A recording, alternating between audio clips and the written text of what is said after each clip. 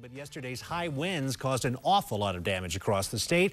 And along with that damage comes questions like, am I covered? Carol Walker from the Rocky Mountain Insurance Information Association is in the Information Center. Once again, Carol, we always call on you when something like this happens. And remind us, when your property's damaged, what's the first step I need to take to file a claim? Yeah, I wasn't sleeping anyway with the wind noise. I'm sure you were, But yeah. Absolutely. I heard Becky saying that all the right things came together with the surprise storm. All the wrong things came together if you had wind damage, because what we were seeing the major damage from is things falling on things, and those trees falling on homes, falling on cars.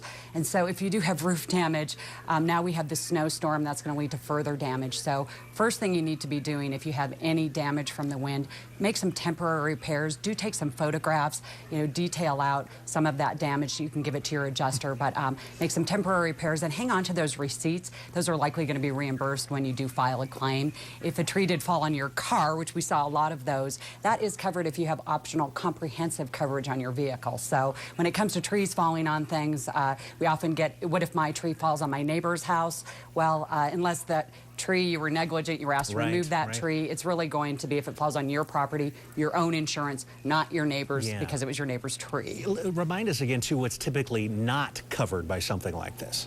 Well, flood damage is something that's always excluded under a standard homeowner's policy. So if you do have seepage from the snowstorm, that's something that may not be covered. Certainly if you have damage from on your roof or a tree falling on it, and now you have a leaky roof, that is something that's going to be covered. A lot of times it's directional. If it's water rising up from the ground, it's not covered. That's flooding. If it's coming down from the sky, that's likely covered.